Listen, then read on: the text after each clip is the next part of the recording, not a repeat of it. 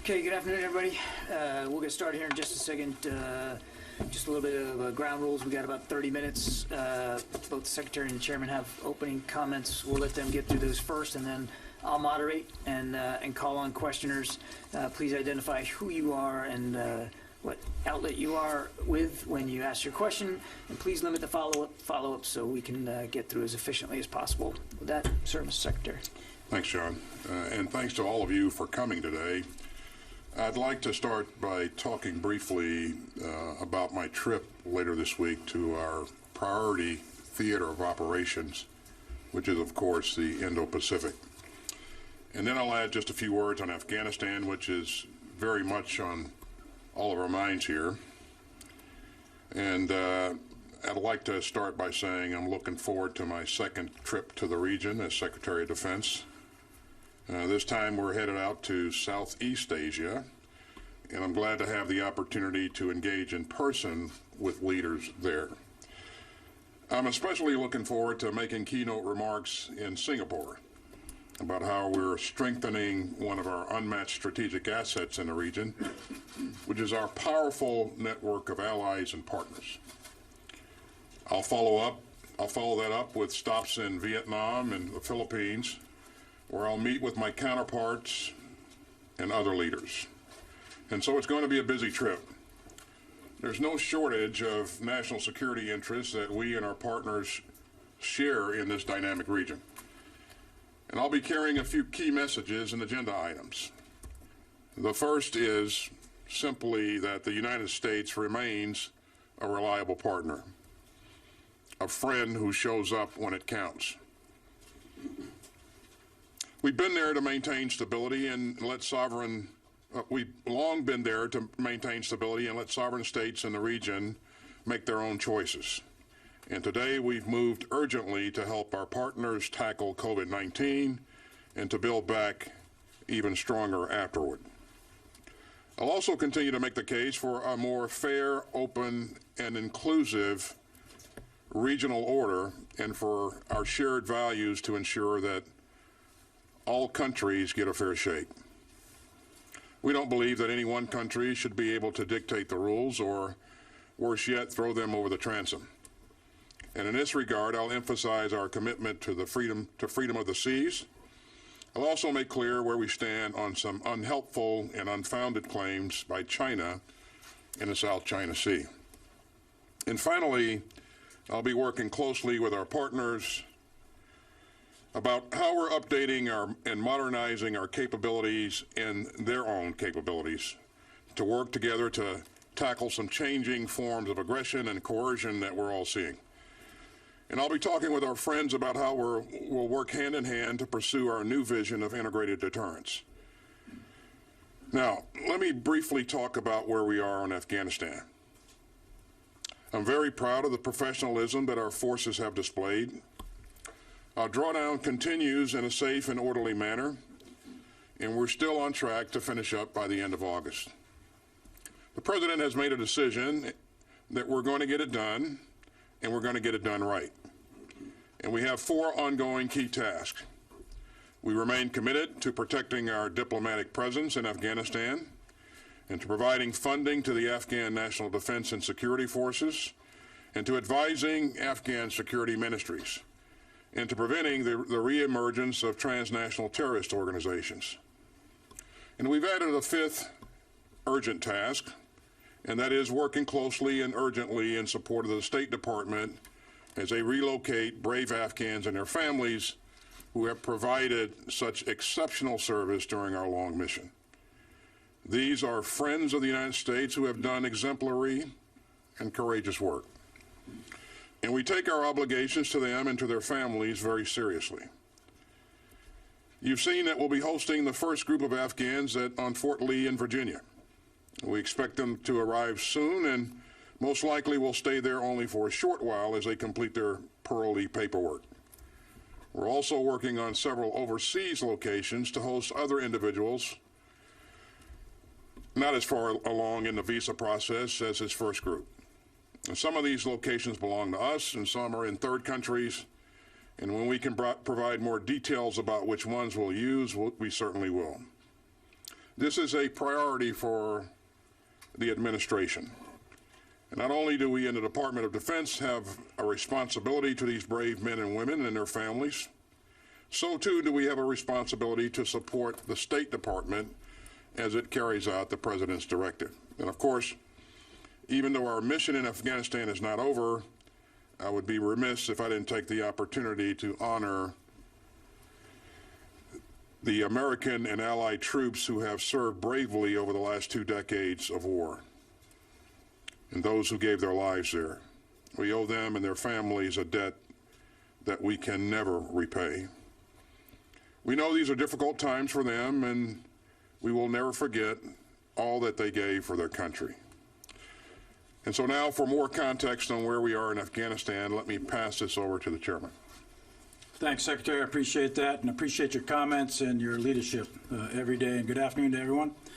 I want to extend also thank you to all of you, because you're a reminder that freedom of speech is alive and well, and freedom of the press is a principle in our Constitution. Last week, I traveled to Norfolk to attend a ceremony recognizing new operational capability of the first and only NATO headquarters on U.S. soil at Joint Forces Command Norfolk, which is part of a vital network of strategic alliances and partnerships that enable us to project U.S. military strength throughout the world. And during those discussions, that visit, we also talked about the changing character of war, the geostrategic changes and the challenges that we're going to face sometime in the future. Also last week, the Secretary and I were honored to welcome home General Scott Miller from Afghanistan, and I want to publicly thank him one more time for his incredible leadership as the longest-serving commander in Afghanistan. Twice wounded in combat over the years, Scott Miller is American hero of the First Order.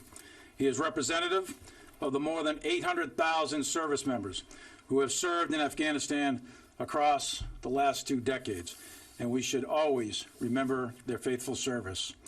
General Miller and his team, along with CENTCOM and many others in the Joint Force, have paved the path for a safe, orderly, and responsible transition. The sheer volume of movement involved in this operation has been extraordinary. 984 airlifts over the last less than 3 months have enabled us to reach almost 95% completion on the retrograde. To include equipment, we also moved 9,000 people, both civilian and military.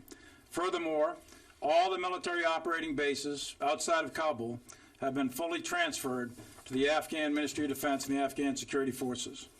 A small contingent of predominantly military personnel, but some civilians and contractors, along with Department of State, remain in Afghanistan to provide security and bolster our diplomatic presence in Kabul.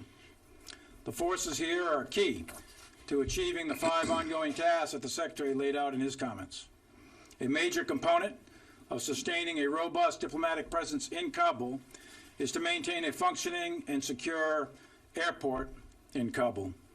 So we continue to dedicate our security resources to that, to secure the embassy, to secure the international zone, and to secure HKIA, the international airport in Kabul, for our diplomats, our personnel, and our continued support to the government of Afghanistan. The Afghan security forces have the capacity to sufficiently fight and defend their country, and we will continue to support the Afghan security forces where necessary in accordance with the guidance from the President and the Secretary of Defense. The future of Afghanistan is squarely in the hands of the Afghan people, and there are a range of possible outcomes in Afghanistan, and I want to emphasize repeatedly, and I've said this before, a negative outcome, a Taliban automatic military takeover, is not a foregone conclusion. We will continue to monitor the situation closely and make adjustments as necessary. Additionally, we're always going to maintain the capability of self-defense. We possess the military means and have several options at our disposal to fully protect our force in Afghanistan and throughout the region. In CENTCOM, if needed, the USS Ronald Reagan Carrier Strike Group is on station. A package of long-range bombers, additional fighter bombers, and troop formations are postured to quickly respond if necessary and directed. Further, we will always protect our nation. We maintain an agile, over-the-horizon counterterrorism capability that is set up and effective now to detect and address any terrorism threat to the United States. In addition to our mission in Afghanistan, we continue to defend this country from all kinds of other threats. We're monitoring Russia, North Korea, Iran. We watch China closely while maintaining strategic deterrence to safeguard great power peace. The Department of Defense ensures no terrorists are able to launch attacks from Iraq or Syria or Africa. We keep a watchful eye on Haiti and Cuba. And we do all these things while we serve here at home as well. And I want to recognize the great efforts of our reserve component, our National Guard, and our active duty soldiers that are fighting wildfires in California, the Pacific Northwest. And as of Tuesday morning, California and Nevada, National Guard C-130 units are operating near Sacramento, California, and have flown 205 sorties and provided 4.5 million pounds of fire retardant. And we will continue to provide support as required. Our joint force is incredible because of the skill, determination of our men and women and their leaders, and there's no task that they cannot accomplish. Thanks for the opportunity and look forward to your questions. Thank you, sir. Bob? Thank you, Tom. I have a question for each of you. Secretary Austin, both you and General Milley have mentioned a number of times that the United States intends to continue providing, supporting Afghan forces through financial assistance and remote logistical assistance. But given the tenuous state of security there and the Taliban offensive, I'm wondering whether, in your view, the U.S. should do more beyond August 31st to prevent a collapse of the government. And if I could pose a question to General Milley also. General Milley, you're portrayed in books published this summer as having sounded the alarm privately about the possibility of President Trump manufacturing a crisis involving the military, either domestically or overseas, in order to stay in office after January 20th. I'm wondering, would you now set the historical record straight, and were you concerned about the possibility of a coup, and on what basis was that concerned? So in the first piece, Bob, thanks for your question there. We are doing a lot to support the Afghan military and the Afghan leadership as we speak. You know, we talked a lot about the fact that we're going to stand up nodes to continue to provide security assistance. We've stood up a node in Qatar that's operational now.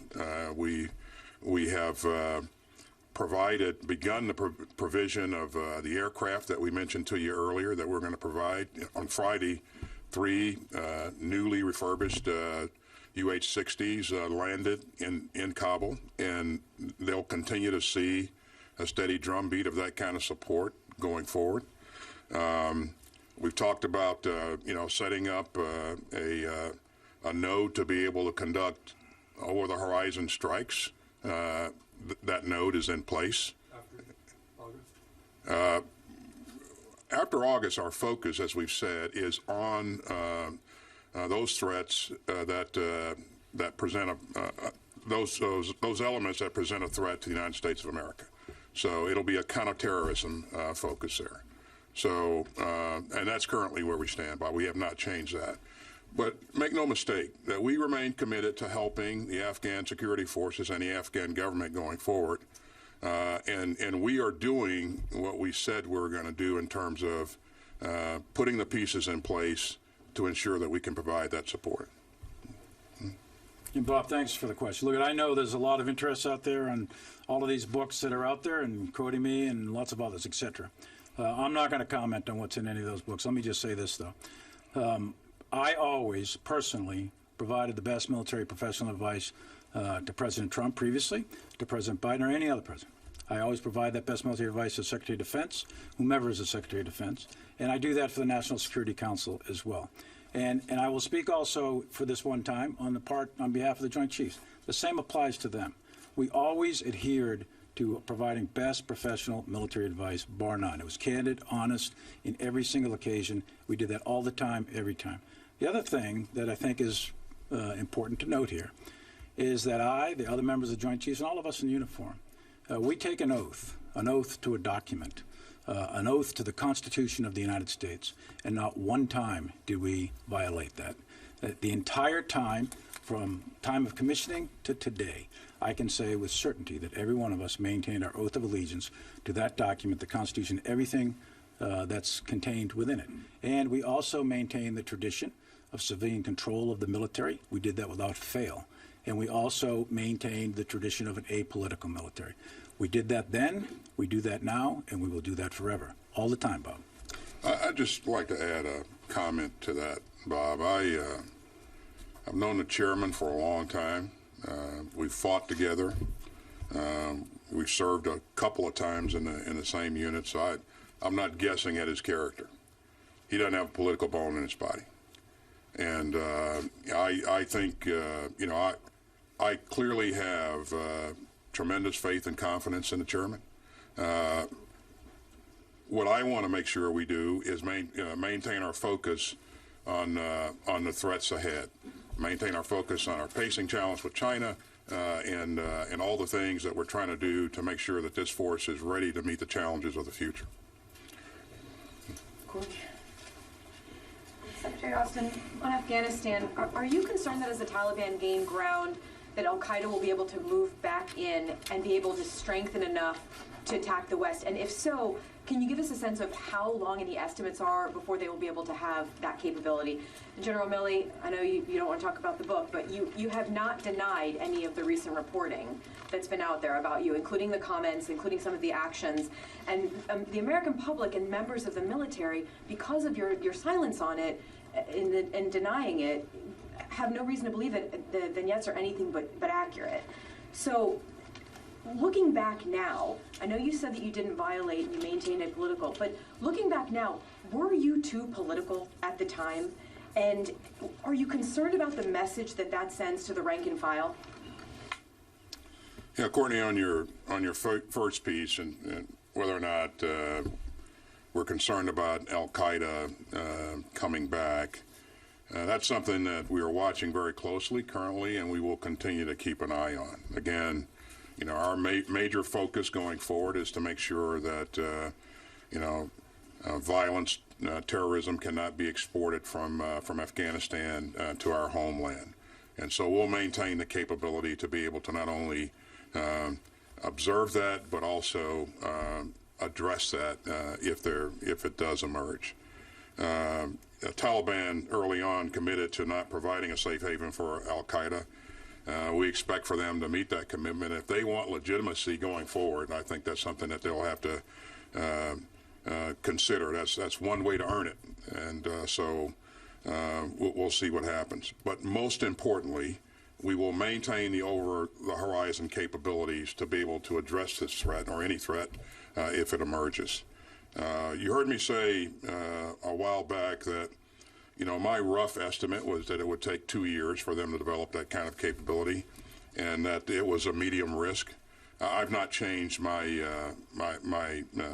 assessment there, but again, a number of things that could happen that could speed that up a bit or slow it down. So, Courtney, I hear what you're saying, but I'm not going to comment on any of the books. But I want you to know, and I want everyone to know, I want America to know, that the United States military is an apolitical institution. We were then, we are now. And our oath is to the Constitution, not to any individual at all. And the military did not and will not and should not ever get involved in domestic politics. We don't arbitrate elections. That's the job of the judiciary and the legislature and the American people. It is not the job of the U.S. military. We stayed out of politics. We're an apolitical institution. Are you concerned that some of these comments that are attributed to you are pulling you more into politics than necessarily your office should be? Let me just make a comment here. It's really important to me that this department remain apolitical, and so we're going to do everything within our power to make sure that our troops, our leadership, both civilian and military, remain focused on the task at hand and understand that they are not a part of the political apparatus there. So we will remain apolitical. Mr. Secretary and General, closer to home, you've got a yawning gap in leadership among the weapons buying bureaucracy here. You don't have an Undersecretary for Acquisition and Sustainment. You're 7 months into the administration. Michael Brown pulled out last week. your capable acting is leaving. How concerned are you? I mean, the Pacific's important, your trip's important, but the business of the department, a lot of money being spent here. How concerned are you, and have you suggested to the White House a new candidate? And for this, General Milley, on a non-book question, you talked about the Afghans having the capability to defend themselves. 300,000, we spent $74 billion on them. They're facing about 75,000 Taliban. The president said this. In layman's language for the American people, given the numeric superiority of the Afghans, why does it appear that the Taliban is winning? Tony, on your first question regarding the numbers of people that we've had confirmed thus far, certainly we'd like to see more. This is something that the Deputy Secretary and I and my whole all of my leadership remain focused on each and every day, and we continue to work with the White House to make sure that we have quality and qualified applicants to fill these seats. We have 6 that have been confirmed so far, and 10 that are waiting for a vote, and 5 more that are in committee. So the process continues to work, and I think that you'll see that when the confirmations do occur, that there'll be experienced, quality people that will add a lot of value. And of course, I'm concerned about the A&S position that you mentioned. And absolutely we'll make another nomination, provide another name to consider for the White House to consider. But that's an ongoing process. And again, when we do get that person, it will be the best person available. And, again, I consider that job to be very, very important. But we'll continue to work with the White House on the issues. And Tony, what I would tell you is a couple of things. One is, as well as anybody else does, that warfare is not just about numbers. So, yes, you cited some correct numbers there. And the Afghan security forces, writ large, the NDS, the police, the Army, et cetera, they're well-equipped. They've been well-trained over the years, the past 20 years, at great expense to the United States and other international allies. But there's other factors that determine outcomes. The 2 most important combat multipliers, actually, is will and leadership. And this is going to be a test now of the will and leadership of the Afghan people, the Afghan security forces, and the government of Afghanistan. Right now, you talked about the narrative that the Taliban are winning. There clearly is a narrative out there that the Taliban are winning. In fact, they are propagating an inevitable victory on their behalf. They're dominating a lot of the airwaves on that sort of thing.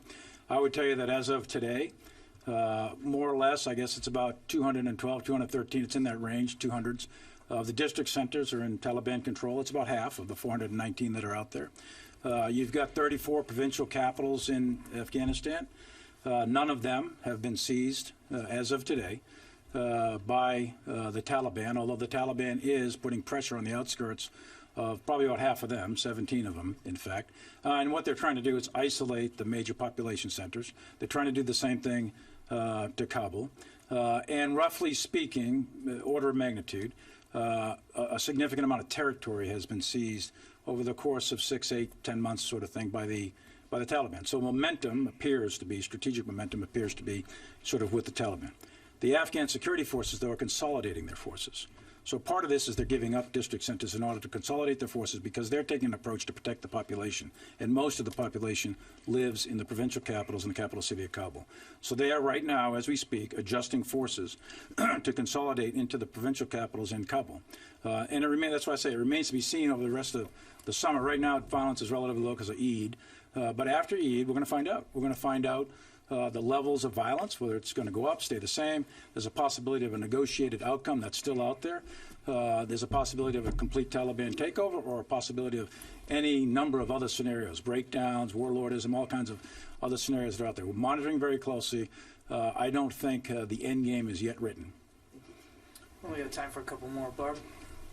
I wanted to ask both of you a question, somewhat for both of you following up on your recent House testimony. Mr. Secretary, for you first, could you explain in more detail your views on when you think and under what circumstances critical race theory should be an appropriate part of military education? I know you were asked about it in that hearing, and you addressed it briefly, but I'd like to better understand your views on that.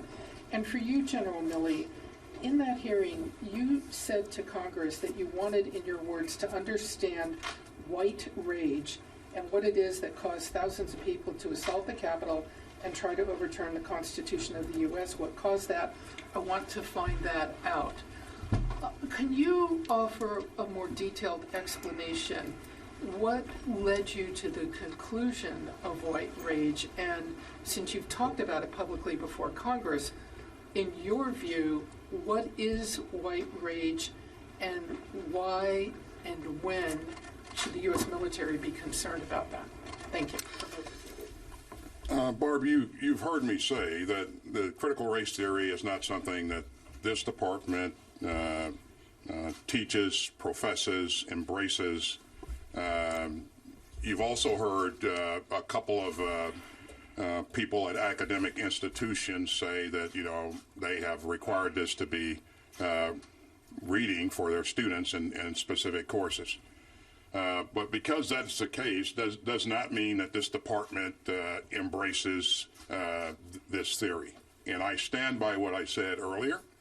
And Barbara, I don't want us to get distracted with the critical race conversation. This department will be diverse. It will be inclusive. And we're going to look like the country that we support and defend.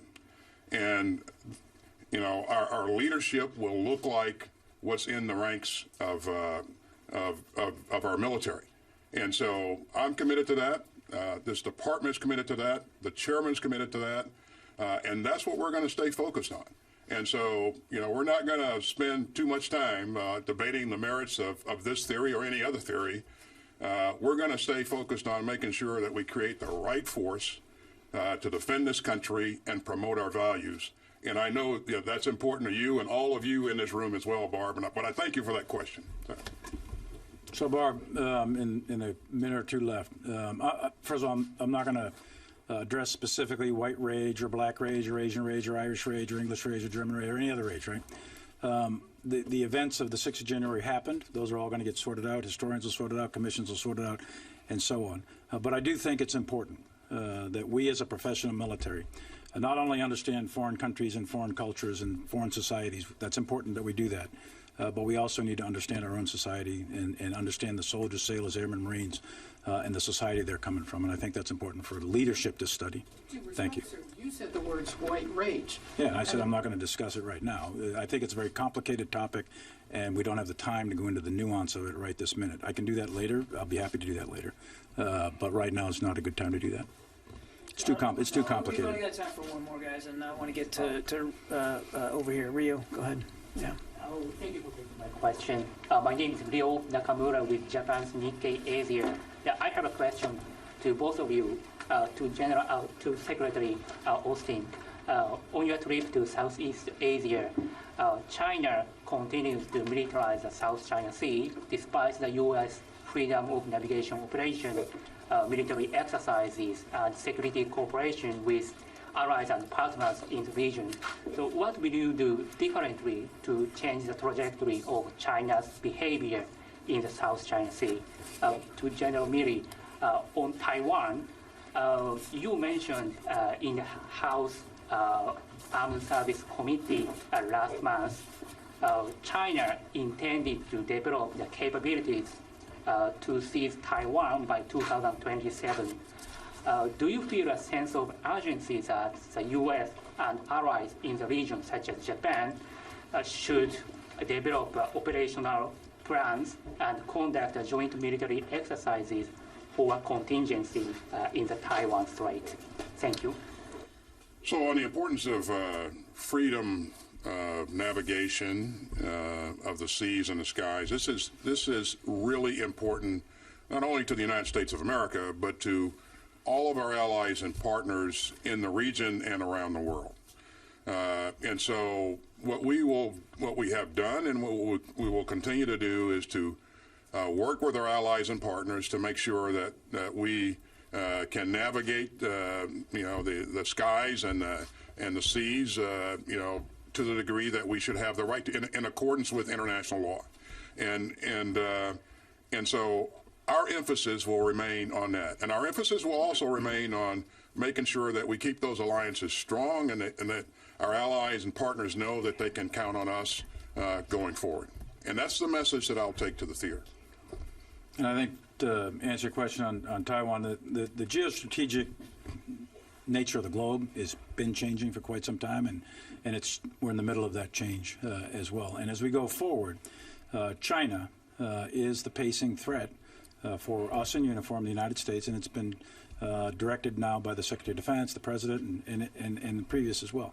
So we are gearing our capabilities, our programs, our training, our knowledge, our skills, our attributes, et cetera, militarily with China in mind. There's no question about it. And we will work very closely with Japan, with other countries, South Korea, Philippines, Australia, other allies and partners in the region to ensure that we have the proper capability to deal with it, whatever comes to us in the future. Thanks, everybody. I'm afraid we have to go now. Appreciate you. Thanks very much. No, sorry, we got to go. Sorry.